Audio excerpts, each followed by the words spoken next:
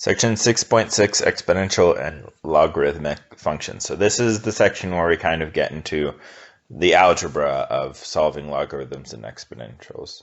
So I mentioned last section that it's kind of an introduction to this section, and honestly the very first section that we talked about logarithms is also going to be used heavily.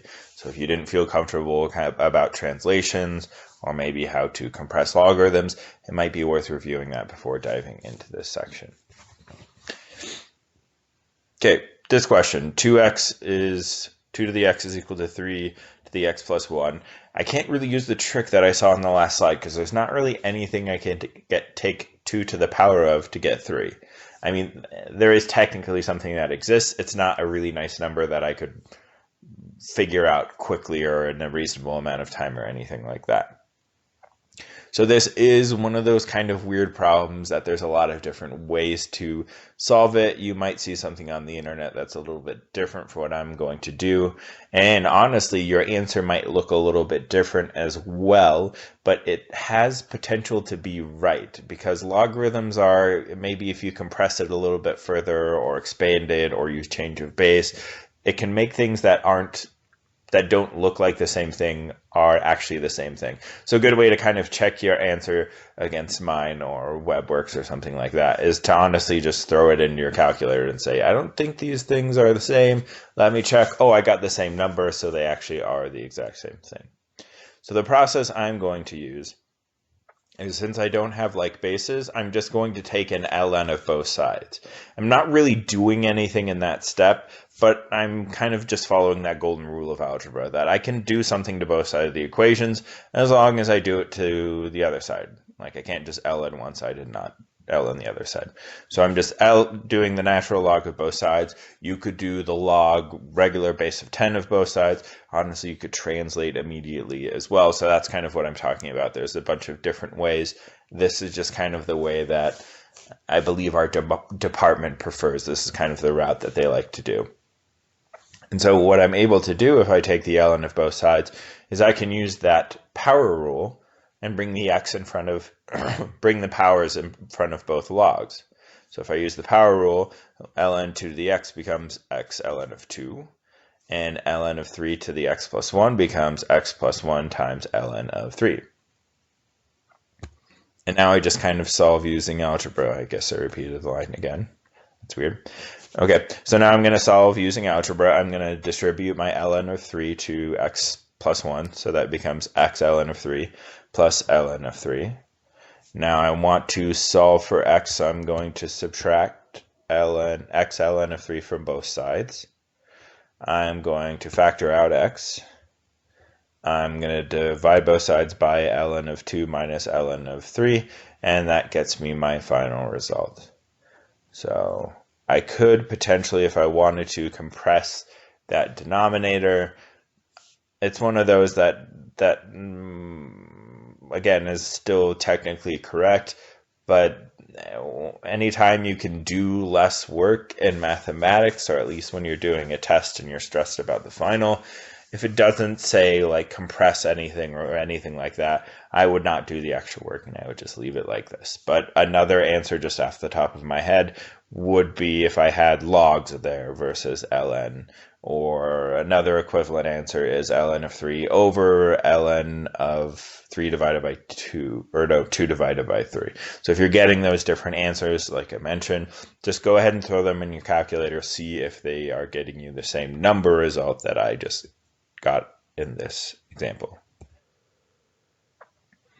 Okay, now we're kind of leaving the log world for a little bit. We will see logs later on in this example. Never mind. So at least for a starter, though, we have exponentials here.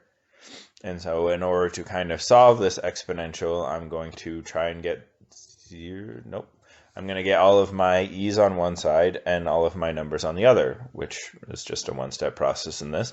I'm going to subtract e to the 2x from both sides. And then anytime I have an exponential, usually my goal is to get that exponential by itself. So I'm going to divide both sides by 6. I kind of did two steps here. 3/6 reduces to 1/2. And then if I translate e to the 2x, I will get the ln of 1/2 divide both sides by 2, I get x is equal to ln of 1/2 divided by 2. Now this one's a little bit more complicated of an example because the powers aren't the same. So in the last one, let's go back to the last slide. Notice how I had e to the 2x, e to the 2x. So when I subtracted e to the 2x from both sides, I was able to combine them into a single exponential. Where here I have e to the 2x is equal to e to the x plus 2. So in this case, I'm going to actually get everything on the same side because I can't really combine those guys. And then this looks awfully like a substitution problem because I have a trinomial. Seems like maybe I could factor it, maybe not in the form that it is right now. But if I say u is equal to e to the x, well, I can rewrite my problem as u squared minus u minus 2 is equal to 0. I factor that. Two things that multiply to get me -2, add to get me -1, -2 and 1. I solve.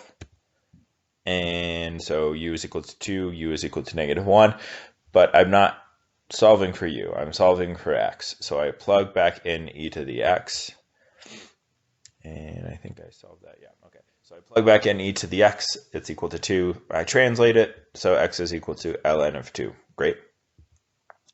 I plug in e to the x, it's equal to -1. Well, now if I translate it, I would get x is equal to the ln of -1, which is no solution. I can't have a negative input for my log. Or if you feel really comfortable with exponentials, we mentioned on our previous slide that if I have an exponential, I can't really have that equal to a negative number because that number is not in my range. Again, I kind of prefer the log logic, but either way will work. Now here I have logarithm. Again, I'm going to get a logarithm by itself. And the nice thing about this question is that they have the same base. They seem like they don't have a base, which means they have a log base 10. So I'm going to add the x minus 1 to the left side of the equation. And since they have the same base, now I can kind of use those properties we saw last section.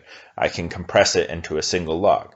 Because right now I can't really translate it. If I have a plus or a minus in the middle or in between the two logarithms, I don't really have the logarithm by itself.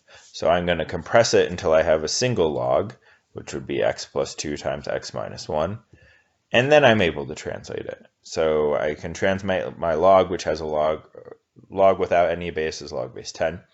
So I translate that to move the base to the other side. I get 10 to the first.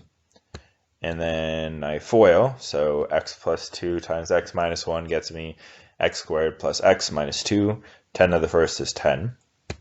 Subtract 10 from both sides. Factor. And then I get x is equal to -4 and x is equal to 3.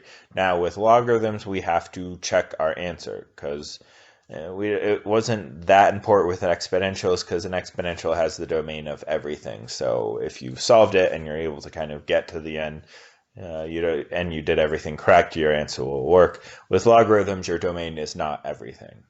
So we're going to kind of go back and we should plug it into the whole equation. But at any point, if we have a negative input for a logarithm, we know the answer doesn't work. So I think I started, okay, I checked x plus x is equal to 3. I plugged it in. Log of 3 plus 2, is that equal to log 1 minus log of 3 minus 1? Is log 5 equal to 1 minus log 2? I added 2 or log base 2 to the other side and compressed it, so log of 10 is equal to 1. And so 1 is equal to 1, so x is equal to 3 works. So now let's check -4. So if I plug in -4 in for the x's of my logarithm, recording. Yeah, okay.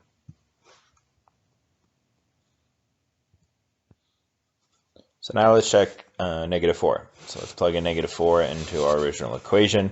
So I replace my x's with the -4's. And so I would get a log of -2 is equal to 1 minus log of -5. Well, alarm should kind of be going off in your head. Ideally, at this point, I have an input of a negative logarithm. I can't have a negative input for my logarithm. That's not in my domain. So I actually don't have to go any further in my checking. I can say -4 is not a solution. So I just kind of cross out that -4. And it's worth mentioning again that if you're taking a test, I don't want you to kind of erase -4. I don't want you to like scratch over it completely. Just put a tiny cross through the equal sign, showing me that you know that that is not a solution that works.